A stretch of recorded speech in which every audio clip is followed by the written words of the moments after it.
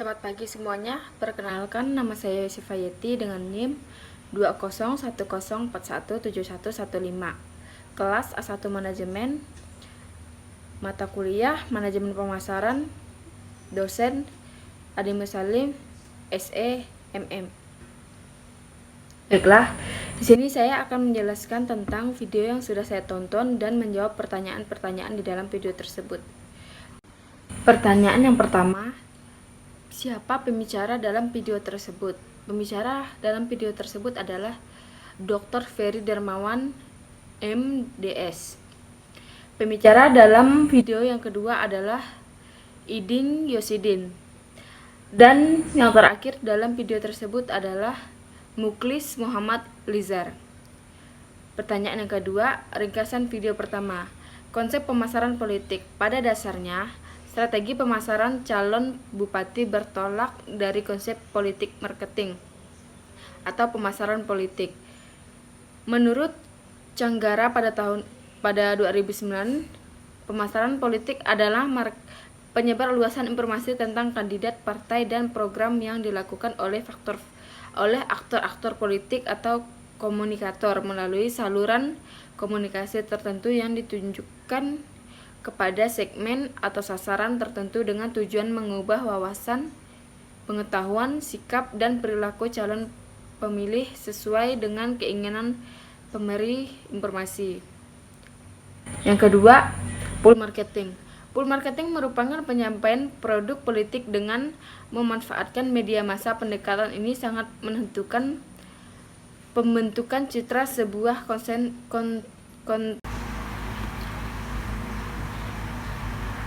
karena meliputi berbagai aspek yang rumit, maka faktor koordinasi sangat penting agar pendekatan ini berguna. Setidaknya ada 5 hal yang harus diperhatikan dalam memanfaatkan pendekatan pull marketing untuk penyampaikan produk politik. Si dan Burton pada tahun 2001, yakni yang pertama, konsisten pada disiplin pesan. Yang kedua, efisiensi biaya khususnya untuk pemasangan iklan. Yang ketiga, timing untuk momentum. Yang keempat, pengemasan. Yang kelima, permainan ekspektasi. Dan yang ketiga, pas marketing. Pas marketing merupakan penyampaian produk politik kepada kelompok berpengaruh atau influencer group. Nursal pada tahun 2004 membedakan kelompok berpengaruh berdasarkan aktivitas yang dilakukan. Pertama, influencer aktif yaitu perorangan atau kelompok yang melakukan kegiatan secara aktif untuk mempengaruhi para pemilih. Mereka adalah aktivis isu-isu tertentu atau kelompok dengan kepentingan tertentu yang melakukan aktivitas nyata atau mempengaruhi para pemilih. Ada kalanya pesan-pesan tersebut disampaikan secara halus dan ada kalanya juga secara terang-terangan untuk mengarahkan pemilih agar memilih calon tertentu. Dan yang keempat, push marketing. Penyampaian produk politik langsung kepada para pemilih disebut push marketing. Pendekatan ini sifatnya lebih personal atau customized. Si dan Burton pada tahun 2001 menyebutkan kontak langsung mempunyai beberapa kelebihan. Yang pertama, para pemilih menuju suatu tingkat kognitif yang berbeda dibandingkan dengan bentuk kampanye lainnya. Calon yang berbicara langsung akan memberikan efek yang berbeda dibandingkan dengan melalui media massa. Yang kedua, kontak langsung memungkinkan pembicara dua arah melakukan persuasi dengan pendekatan verbal dan non-verbal seperti tampilan, ekspresi wajah, bahasa tubuh, dan isyarat-isyarat fisik lainnya. Yang ketiga, menghumaniskan calonnya. Dan yang keempat, meningkatkan antusiasme massa dan menarik perhatian media massa. Yang kelima, sentuhan langsung memungkinkan setiap pemilihan melibatkan dirinya secara langsung dengan produk-produk politik. Pendekatan seperti ini dilakukan agar pemilihan merasakan dengan panca indera, perasaan, pikiran, tindakan, dan mengaitkan dirinya dengan produk-produk politik yang disampaikan oleh sebuah kontestan. Yang kelima, makna politik. Sebagaimana telah ditemukan atau dikemukakan di atas bahwa pemasaran politik merupakan serangkaian aktivitas terencana, strategi, tapi juga tertaktis, berdimensi jangka panjang dan jangka pendek, serta untuk menyebarkan makna politik bagi para pemilih. Peter dan Olson pada tahun 1993 mendefinisikan makna meaning adalah sebagai interpretasi seseorang terhadap stimulus yang berasal dari lingkungannya. Makna yang dihasilkan dari interpretasi ditentukan oleh pengetahuan, pengalaman, dan keyakinan dimiliki makna yang berbentuk dalam proses interpretasi, yaitu merupakan persepsi. Dan yang keenam, keputusan memilih adalah keputusan memilih dalam konsep pemasaran bisnis pada dasarnya dapat diterapkan dan dikembangkan dalam pemasaran politik menurut Kotler dan Keller pada tahun 1999. Membandingkan keputusan memilih dalam pasaran politik merupakan tindakan pembelian dalam pemasaran bisnis. Ringkasan video yang kedua, asal pemasaran berkait dengan mengidentifikasikan memenuhi kebutuhan manusia dan sosial. Salah satu definisi terpendek dari permasalahan adalah memenuhi kebutuhan secara menguntungkan menurut Philip Kotler, Manajemen Pemasaran edisi Millennium pada tahun 2001.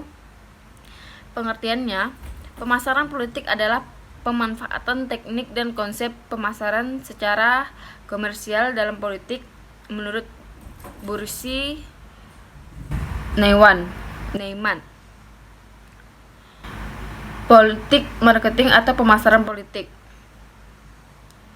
adalah penerapan teknik dan konsep marketing dalam kehidupan politik. Misalnya, konsep produk yang populer dalam bisnis atau ekonomi kini dipakai dalam politik. Sedangkan produk suatu barang, jasa, atau gagasan yang berwujud dan atribut tak berwujud yang memberikan konsumen dan memanfaatkan untuk dikonsumsi. Produksi harus dijual secara menguntungkan. Harga, nilai yang ditempatkan pada produk atau layanan yang dipertukarkan antara pembeli dan penjual. Nilai,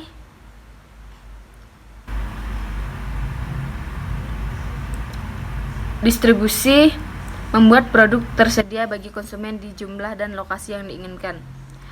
Promosi, bentuk komunikasi persuasif yang upaya untuk mempercepat pertukaran pemasaran dengan mempengaruhi individualitas dan organisasi untuk menerima barang, jasa, dan ide. Ringkasan video yang ketiga, pengertiannya. Yang pertama, orientasi pasar dalam politik, pemasaran politik Newman pada tahun 1994, pemasaran politik Les Meismin pada tahun 2001, pemasaran politik Omroth pada tahun 2005, menghubungkan orientasi pasar dengan hasil pemilihan, teori kandidat berorientasi pasar, kerangka strategi yang lebih luas, strategi militer dalam politik, mengukur perilaku strategis.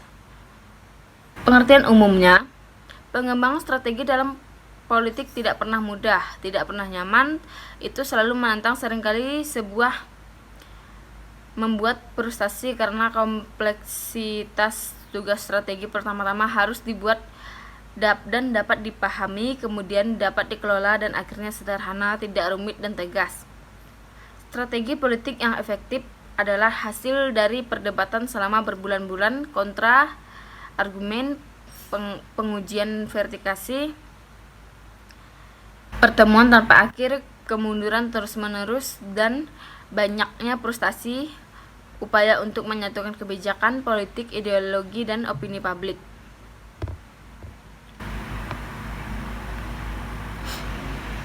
Pemasaran politik melibatkan sejumlah aktivitas, tetapi salah satu hal pertama yang harus dipelajari adalah tentang strategi bagaimana partai partai, kandidat, dan pemerintah berpikir dan merencanakan untuk mencapai tujuan mereka menurut Barber pada tahun 2005. Strategi adalah tentang pembentukan tujuan dan melaksanakan tugas-tugas yang diperlukan untuk mencapai tujuan tersebut dengan pola konsistensi dari waktu ke waktu mengingat keterbatasan sumber daya yang tersedia. Strategi tidak mudah dilihat, baik dalam bisnis maupun politik. Orientasi pasar dalam politik. Konsep orientasi dalam politik telah membantu menunjukkan bahwa pemasar politik dan tidak hanya menentang penjualan tetapi juga berkaitan dengan apa yang coba dijual oleh politisi dan pemerintah dengan memeriksa hubungan antara produk politik dan permintaan pasar. Orientasi pasar menjadi perhatian pada bagaimana elit politik menjadi tetap responsif terhadap permintaan pasar, membantu mereka untuk tetap berhubungan dengan memberikan yang dibutuhkan dan diinginkan oleh para pemilih. Semuanya berakar pada karya klasik dalam dua disiplin ilmu politik, model pilihan rasional, dan ilmu pemasaran pernyataan awal, bahwa pemasaran dapat diperluas melampaui perdagangan ke semua organisasi. Yang pertama, pemasaran politik Newman pada tahun 1994 menggambarkan bagaimana Alardo dapat menggunakan berbagai alat pemasaran. Model ini sesuai dengan sistem pemilihan pendahuluan Amerika Serikat serta pemilihan umum akhir, tetapi juga menunjukkan bahwa kompleksitas berbagai faktor dipertimbangkan dalam strategi negara yang perlu menerapkan model ini pada kampanyenya. Pemilihan Presiden Bill Clinton pada tahun 1992 dan berpendapat bahwa dengan membangunkan kampanye yang berorientasi pasar dibangun di sekitar kepentingan dan keinginan pemilih daripada miliknya sendiri. Clinton memaksimalkan pesan efektivitas. Yang kedua, pasar politik Les Misman pada tahun 2001.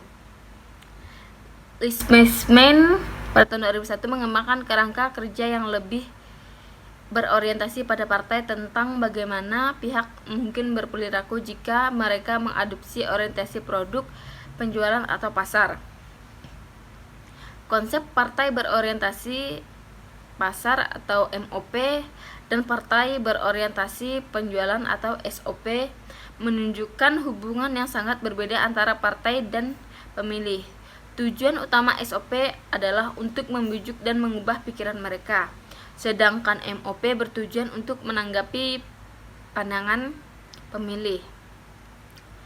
Pemasaran politik Les Misman pada tahun 2001, partai berorientasi pasar atau MOP. MOP merancang pelakunya untuk memberikan kepuasan memilih untuk mencapai tujuannya. Ia menggunakan kecerdasan pasar untuk mengidentifikasikan permintaan pemilihan, kemudian merancang produknya yang memenuhi kebutuhan dan keinginan mereka, didukung dan diimplementasikan oleh organisasi internal dan dapat disampaikan dalam pemerintahan. Konsep MOP lebih menekankan pada pengembangan produk dan intelijen pasar daripada komunikasi, dan kampanye MOP dapat dilihat lebih demokratis karena mendorong politisi untuk mendengarkan dan menanggapi publik melalui intelijen pasar.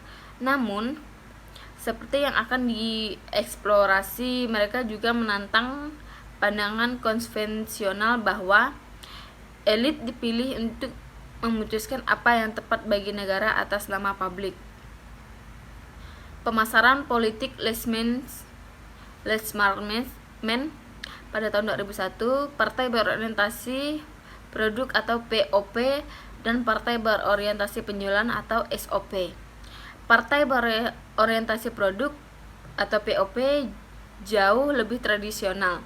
POP memperjuangkan apa yang ia perjuangkan, percaya bahwa produknya sangat bernilai sehingga orang akan memilihnya karena itu benar. Partai berorientasi penjualan atau SOP menggunakan pemasaran untuk mengidentifikasikan pemilih yang dapat dibujuk dan merancang komunikasi yang lebih efektif untuk menjual produk kepada mereka. SOP tidak mengubah perilakunya agar sesuai dengan keinginan orang, tetapi berusaha membuat orang menginginkan apa yang ditawarkannya. Yang ketiga, pemasaran politik Ormrod. Pada tahun 2005, Robert Ormrod memberikan model orientasi politik lainnya dengan memanfaatkan literatur pemasaran komersial dan menangkap dinamika tambahan seperti lingkungan secara keseluruhan, lebih cocok banyak aktor dan pemangku kepentingan, dan kemungkinan cooperation dengan pihak-pihak yang bersaing diakui seperti pentingnya semua kelompok pemangku kepentingan dalam masyarakat. Robert Ormrod berpendapat bahwa orientasi pasar politik ada ketika semua anggota partai sensitif terhadap sikap, kebutuhan, dan keinginan pemangku kepentingan internal dan eksternal, dan mensintesis ini dalam kerangka batasan yang diberlakukan oleh semua pemangku kepentingan untuk mengembangkan kebijakan dan program yang digunakan untuk mencapai tujuan partai. Yang ketiga, manfaat yang dapat saya dapatkan dari menonton video tadi. Saya banyak sekali mendapatkan pengetahuan yang belum saya ketahui sebelumnya dan sangat bermanfaat untuk menambahkan wawasan saya tentang apa itu pemasaran politik. Baiklah, sekian yang dapat saya sampaikan dari ringkasan. Sekian ringkasan saya dari ketiga video tersebut. Saya ucapkan terima kasih.